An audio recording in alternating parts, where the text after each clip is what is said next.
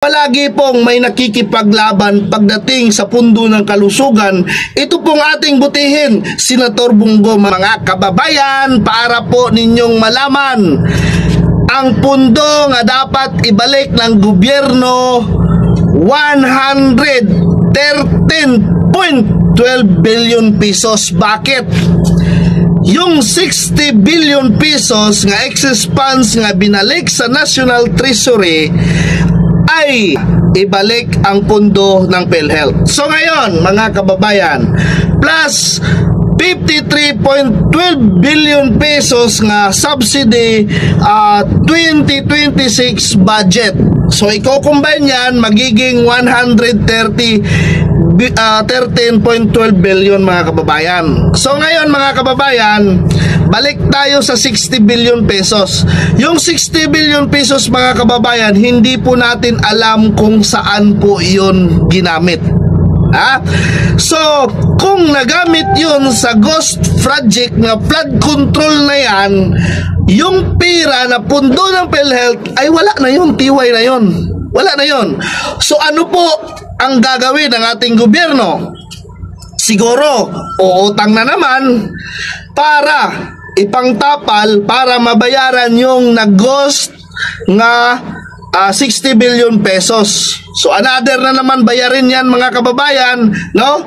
Sino ang magbabayad yan? Tayong mga manggagawa, mga kababayan. Tayo pong mga mahihirap nga mas lalong pinapahirapan ng ating gobyerno ngayon dahil sa mga nakawan sa kaban ng bayan. So ayan, mga kababayan, at kamot-ulo na naman yan sapagkat 113.12 billion na ang kailangan ibalik ng pamahalaan sa pundo ng PhilHealth. No, ayan.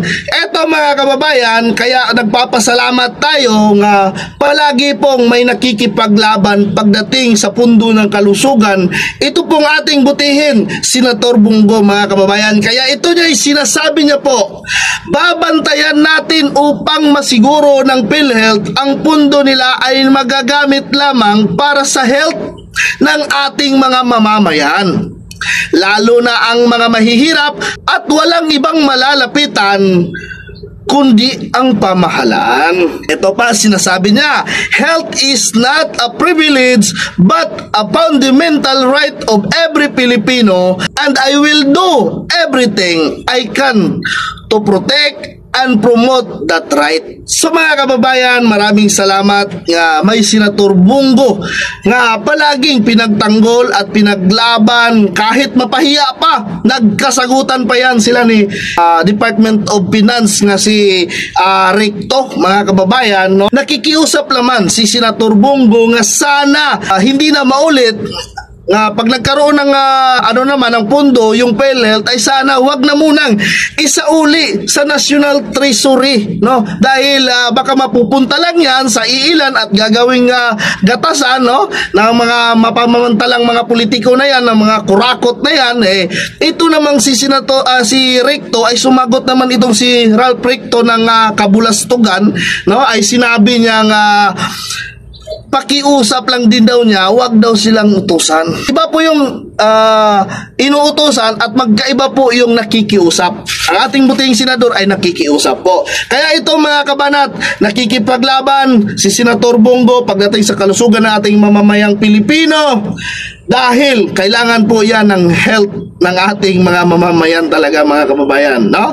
Ayan, sabihin ko sa inyo, mga kababayan, ngayon, tanong ko, sino ba ang tunay na nagserbisyo sa bayan? Sino ba ang tunay na nagsilbi sa bayan? Sino ba ang tunay na nagmamahal sa bansang Pilipinas? Maraming salamat po sa inyong lahat. Kung nagustuhan nyo ang video na ito, please like and share.